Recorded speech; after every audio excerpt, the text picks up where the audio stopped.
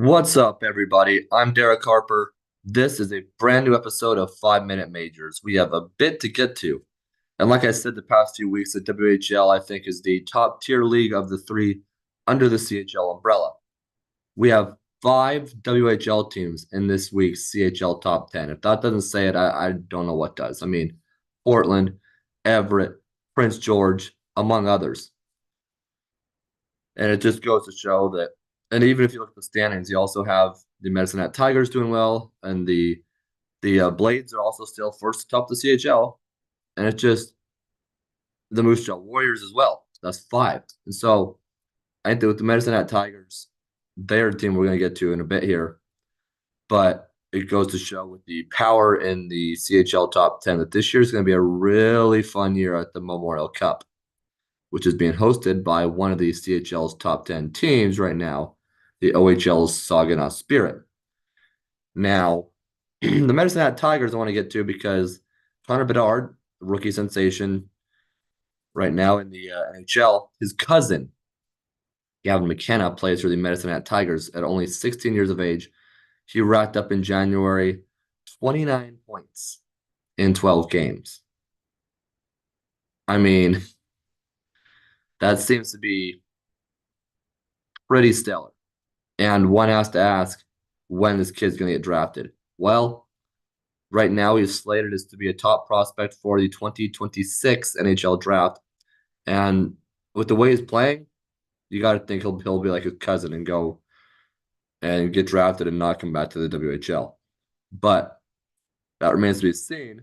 But it's clear with his two Rookie of the Week nominations and Player of the Week that this kid is one to watch. Medicine Hat, could they get to the WHL final? I don't know.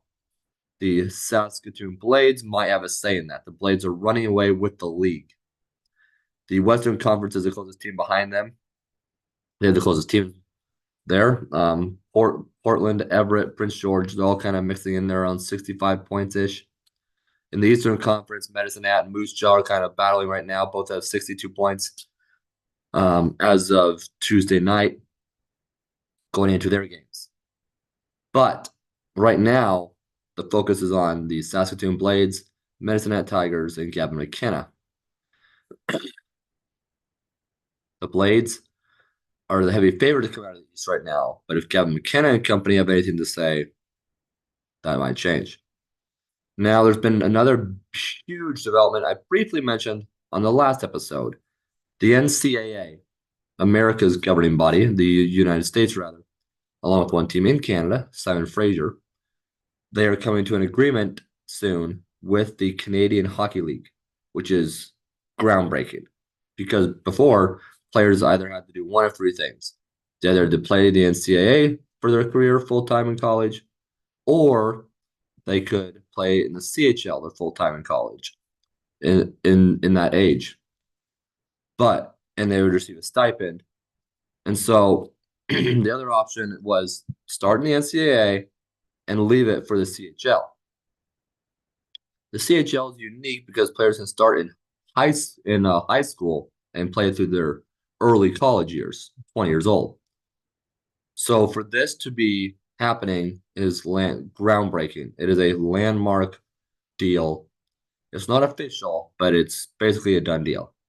And so later this summer is maybe the expected time that we'll hear an official news release on that. But another reason this is huge is teams like the Winterhawks and others that contend on a regular basis have missed out on like blue chip prospects before on bringing like big players out of the NCAA. I mean, Jack Eichel played in the NCAA, and so you're missing out on those guys because they choose the college route, which you can't blame them. Get a good education and play at a good school. But now this can rival the ranks of like the BCHL, which just acquired five AJHL teams.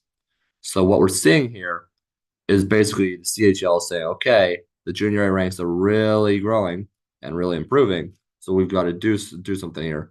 And I think part of this is obviously with the NIL with college. And so they're basically getting paid off their name, image, and all that.